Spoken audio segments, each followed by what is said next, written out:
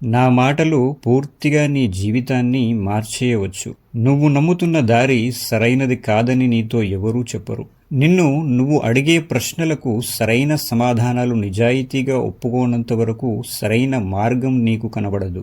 పంతం పట్టి ఎవరో నీ దారి మార్చాలనుకున్నా నువ్వు మారవు. ఎందుకంటే నువ్వు చేస్తున్న పని మీద, వెళ్తున్న దారిపైన నీకు బలమైన నమ్మకం నీ మనస్సులో బలంగా ఉంది. నిజాయితీగా నువ్వు నమ్ముకున్న నమ్మకాన్ని బద్దలు కొట్టే ప్రయత్నం చేస్తారు. నవ్వుతూ నీ దారికి అడ్డుపడతారు.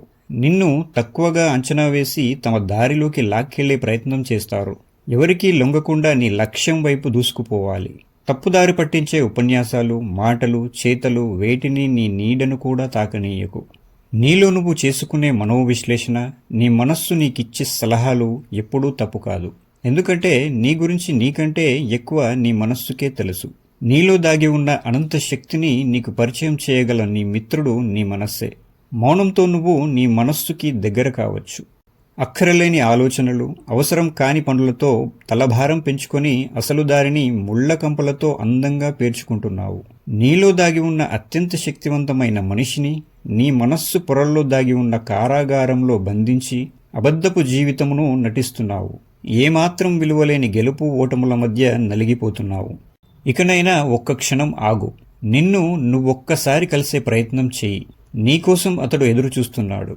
నీ జీవితాన్ని పూర్తిగా స్వర్గమయం చేయగలిగిన ఒకే ఒక్కడు అతడు. అది నువ్వే. అందుకోసం ఏదో చేయవలసిన అవసరం లేదు.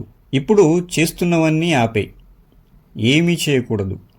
నిజంగా ఏమీ చేయకూడదు. నీ సంపన్నమైన, సమృద్ధి అయిన, అందమైన జీవితానికి అడ్డుపడుతున్న ఆలోచనలు, ఆచరణలు నువ్వు ప్రయత్నపూర్వకంగా ఒక్కొక్కటిగా ఆపివేయాల్సిందే.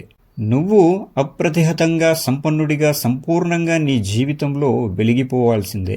అందుకు మొదటగా నువ్వు పూర్తిగా అంగీకరించు. నీ తప్పులను అంగీకరించు. నీ స్థానాన్ని అంగీకరించు. నీ స్వార్థాన్ని అంగీకరించు. నీ లోపాలను కూడా అంగీకరించు.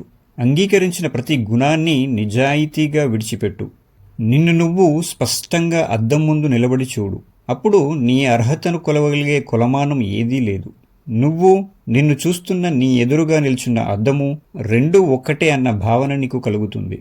నిజంగా నీదంటూ ఈ అనంత విశ్వంలో ఏదీ లేదు. గెలుపు, ఓటమి, ఎక్కువ తక్కువ అనేవన్నీ వ్యర్థపు మాటలు. అవి లేనే లేవు.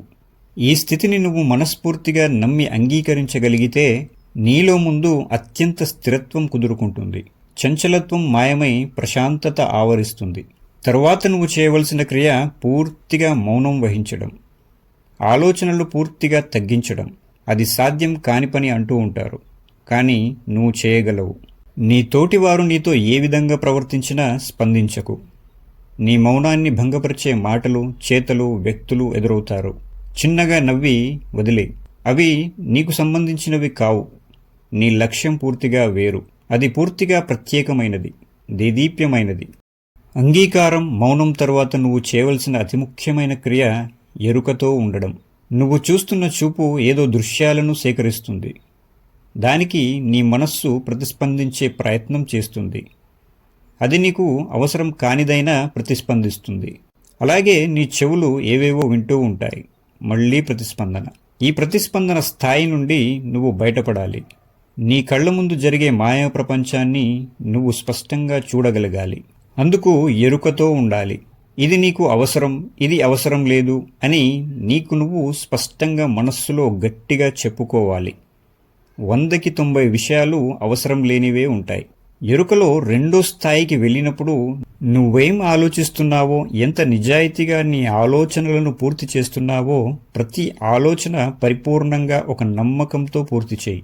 ఆదరాబాదరా పడాల్సిన పని లేదు. ప్రపంచమేమీ అంతమైపోదు. నెమ్మదిగా స్పష్టంగా ఆలోచించడం నేర్చుకోవాలి. నీ మనస్సులో వచ్చే ప్రతి ప్రశ్నకి స్పష్టంగా సమాధానం చెప్పుకో. అలా జరిగినప్పుడు నీ మీద నీకు కలిగే నమ్మకం అద్భుతమైన శక్తిని నీకిస్తుంది. ఆ ఒక్క శక్తి నువ్వు వెళ్ళవలసిన సరైన, నువ్వు నిజంగా కోరుకునే దారిని నీకు చూపిస్తుంది. ఈ సాధనలో కొంత దూరం నువ్వు ప్రయాణించాక నేను అని అనుకునే నువ్వు కాలంతో పాటు ప్రశాంతంగా, మనశ్శాంతిగా నీటిపై తేలియాడుతూ పోతున్న ఆకులా సాగిపోతూ ఉంటుంది నీ జీవితం. పుట్టుక, చావు అనే 2 గీతలు చెరిగిపోతాయి. నువ్వు విశ్వం మొత్తం వ్యాపించిన అనుభూతి నీకు కలుగుతుంది.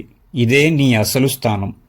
జీవన చక్రంలో పడి నలిగిపోయే ప్రతి ఒక్కరూ ఆ స్థానంలోకి వెళ్ళగలిగితే నీకు కావలసిన ప్రతీదీ నీ దగ్గరికి వచ్చి చేరుతుంది. సంపూర్ణత్వం దిశగా నీ జీవితం సాగిపోతూనే ఉంటుంది. నీ ఆలోచనల్లో స్పష్టత, ఆచరణలో క్రియాశీలత తారాస్థాయికి చేరుకుంటాయి. నువ్వు కోరుకున్న జీవితం ఎంత చిన్నదో అప్పుడు నీకు అర్థమవుతుంది. అప్పుడు మళ్ళీ ఒక్కసారి అద్దం ముందు నిలబడి చూడు. జీవితాన్ని జయించిన చక్రవర్తి నీకు కనబడతాడు.